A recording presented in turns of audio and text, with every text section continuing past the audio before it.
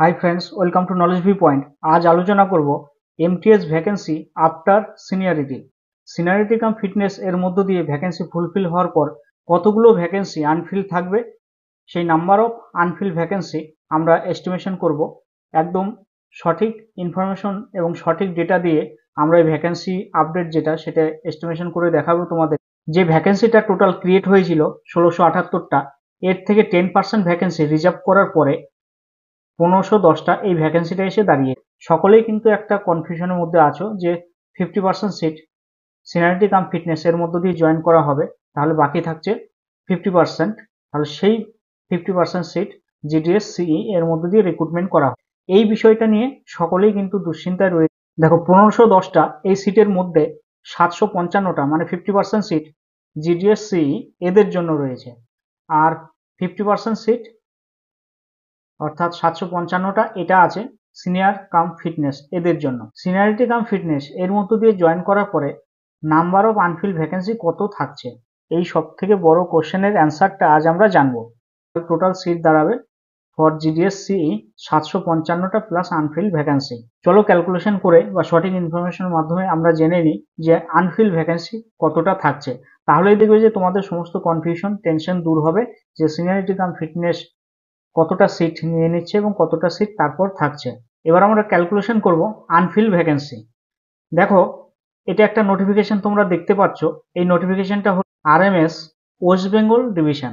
RMS West Bengal ডিভিশনে MTS দের জন্য বর্তমানে যে সিট আছে বা ভ্যাকেন্সি আছে এমটিএস পোস্টের জন্য সেটা 132টা। এবার রিসেন্টলি এই নোটিফিকেশনটা আরএমএস ওয়েস্ট বেঙ্গল ডিভিশন থেকে পাবলিশ করেছে। তারা এই নোটিফিকেশনের মধ্য দিয়ে জানিয়েছে যে তাদের ডিভিশনে আরএমএস ওয়েস্ট বেঙ্গল ডিভিশনে যে তাদের সিনিয়রিটি লিস্ট সেটা তারা পাবলিশ করেছে। এখানে তাদের 108 জন জিডিএস আছে, 108 জনের যে জিডিএস কাজ করে সেই ডিভিশনে। তাহলে টোটাল তাদের জয়নিং ডেট সিনিয়রিটি যে লিস্ট সেটা কিন্তু তারা পাবলিশ করেছে।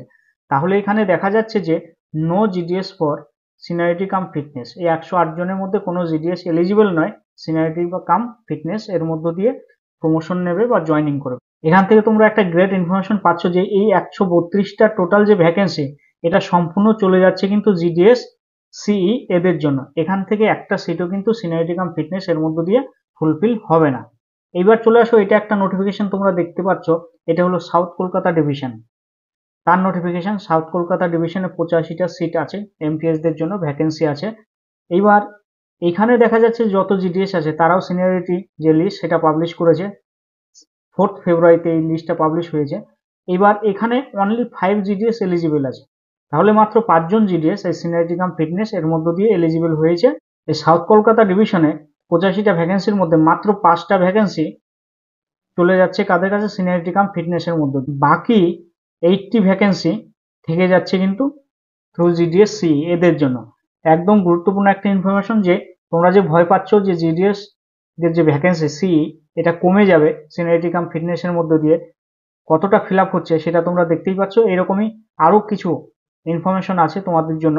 আশা করি সমস্ত ডাউট ক্লিয়ার হবে, ভিডিওটা শেষ পর্যন্ত দেখো। সব থেকে একটা গুরুত্বপূর্ণ বিষয় দেখো, চেন ভ্যাকেন্সি 114টা অ্যাড হওয়ার কথা ছিল কিন্তু অ্যাড হয়নি। ওকে, এটা একটা কোশ্চেন মার্ক রয়েছে। আশা করি যে ভ্যাকেন্সি আপডেট আমরা এই পর্যন্ত পেয়েছি কয়েকদিন আগে সেটা হয়তো ফাইনাল ভ্যাকেন্সি আপডেট নয় থ্রু জিডিএস সি। আশা করি আবার আর একটা ভ্যাকেন্সি আপডেট আসবে, এটা শিওর। ওকে, কেননা দেখো আমাদের নোটিফিকেশনে ছিল যে এই এক্সামের মধ্য দিয়ে ভ্যাকেন্সি ফুলফিল করা হবে, সেটা হলো 1 জানুয়ারি থেকে 31শে ডিসেম্বর 2024। এর মধ্যে যত ভ্যাকেন্সি আছে সমস্ত ভ্যাকেন্সি এখানে কাউন্ট করা হবে। এই যে 1678টা ভ্যাকেন্সি 30 আগস্ট 30শে আগস্ট তারা নোটিফিকেশন পাবলিশ করে, তাহলে সেপ্টেম্বর থেকে 31শে ডিসেম্বর পর্যন্ত যে ভ্যাকেন্সিটা সেই ভ্যাকেন্সিটা কোথায় গেল সেটা তো এখন আপডেট হয়নি। আশা করি এই ভ্যাকেন্সিটা আপডেট হবে, সেটাও কাউন্ট করা হবে। এবার দেখো ভ্যাকেন্সি ফর জিডিএস সি, আমরা আনফিল ভ্যাকেন্সি যেটা আছে সেটা ক্যালকুলেশন করবো। এবার একদম অথেন্টিক ইনফরমেশন তোমরা বুঝতে পারবে সেটা। No GDS for seniority cum fitness, কোনো জিডিএস নেই সিনিয়রিটি কাম ফিটনেস। কোথায় কোথায় নেই, সাধারণত থাকার কথা নয় এইগুলোতে, যতদূর ইনফরমেশন পেলাম বা পাওয়া গেল আরএমএস অফিসগুলো, সেই সঙ্গে যে রিজিয়ন অফিস আছে, পোস্টাল স্টোর ডিপো বা রিটার্ন লেটার অফিস বা সার্কেল অফিস, এই সমস্ত অফিসগুলোতে সিনিয়রিটি কাম ফিটনেসের মধ্য দিয়ে আসবে এমটিএস পোস্টের জন্য এমন কোনো জিডিএস নেই। 16টা ইউনিট, এই 16টা ইউনিটে টোটাল ভ্যাকেন্সি দাঁড়াচ্ছে 819টা। এই 819টা ভ্যাকেন্সি সাধারণত একটা সিটও ফিল আপ হবে না সিনিয়রিটি কাম ফিটনেস এর মধ্য দিয়ে। এই 819টা ভ্যাকেন্সি টোটালি শিফট হবে কাদের জন্য, যে জিডিএস সিই এদের জন্য। 1510টা এই ভ্যাকেন্সির মধ্যে 819টা ভ্যাকেন্সি যদি জিডিএস থ্রু সিই এদের জন্য চলে আসে, তাহলে সেখানে থাকছে 691টা ভ্যাকেন্সি। এবার এই 691টা ভ্যাকেন্সি কোথায় কোথায় আছে, এই 15টা ইউনিট বাদ দিয়ে বাকি 28টা ডিভিশন, সেই সঙ্গে সিকিম এবং আন্দামান নিকোবর, এইখানে রয়েছে কিন্তু এই 691টা সিট বা ভ্যাকেন্সি। দেখো এখানে 28টা ডিভিশন আছে এবং সিকিম আছে, আন্দামান নিকোবর আছে। এবার আমরা এই সিনিয়রিটি কাম ফিটনেস এর মধ্য দিয়ে টোটাল কতগুলো ভ্যাকেন্সি ফুলফিল হতে পারে 691টার মধ্যে, সেটাই দেখবো। আমরা যদি এভারেজ ধরে নিই, এই 30টা যে ডিভিশন আছে, এই 30টা ডিভিশনে যদি প্রত্যেকটা ডিভিশন থেকে 5জন করে জিডিএস এলিজিবল হয় বা 5জন করে জিডিএস জয়েন করে সিনিয়রিটি কাম ফিটনেস এর মধ্য দিয়ে, তাহলে 150টা সিট ফিল আপ হচ্ছে সিনিয়রিটি কাম ফিটনেস এর মধ্য দিয়ে। এইটা আমরা যেটা হিসেব করব সেটা ম্যাক্সিমাম কাউন্ট করছি, ম্যাক্সিমাম নাম্বার অফ জিডিএস যেটা সিনিয়রিটি কাম ফিটনেস এর মধ্য দিয়ে জয়েন করবে এটা। ওকে, এটা সব থেকে ম্যাক্সিমাম, এর থেকে কম হবে কিন্তু এর থেকে একটা সংখ্যা আশা করি বেশি হবে না। এইবার এটা ম্যাক্সিমাম নাম্বার ধরছি, তাহলে দেখো 150, এটা যদি 691 থেকে বাদ দিয়ে দিই তাহলে দাঁড়াচ্ছে 541। 541 জন বা 541 ভ্যাকেন্সি থেকে যাচ্ছে। এটা কোথায় আছে, জিডিএস থ্রু সিই। ওকে, তাহলে দেখো এমটিএস ফর জিডিএস সি এদের জন্য টোটাল ভ্যাকেন্সি কত দাঁড়াচ্ছে, এই 819 প্লাস 541 টোটাল দাঁড়াচ্ছে 1360। ওকে, তাহলে দেখো যে কনফিউশনটা ছিল আশা করি দূর হলো সেটা। 1510টা টোটাল ভ্যাকেন্সির মধ্যে 1360টা ভ্যাকেন্সি এসে যাচ্ছে কাদের জন্য, জিডিএস থ্রু সি এদের মধ্যে।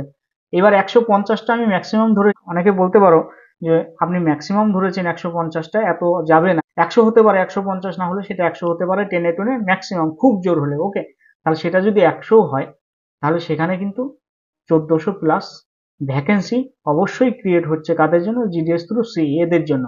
অতএব তোমরা নিঃসন্দেহে থাকো এবং কোনো কনফিউশনে থেকো না, তোমরা কোনো দুশ্চিন্তায় থেকো না, সমস্ত দুশ্চিন্তা থেকে বেরিয়ে আসো। 1400 প্লাস ভ্যাকেন্সি থ্রু জিডিএস সি এদের জন্য থাকছে।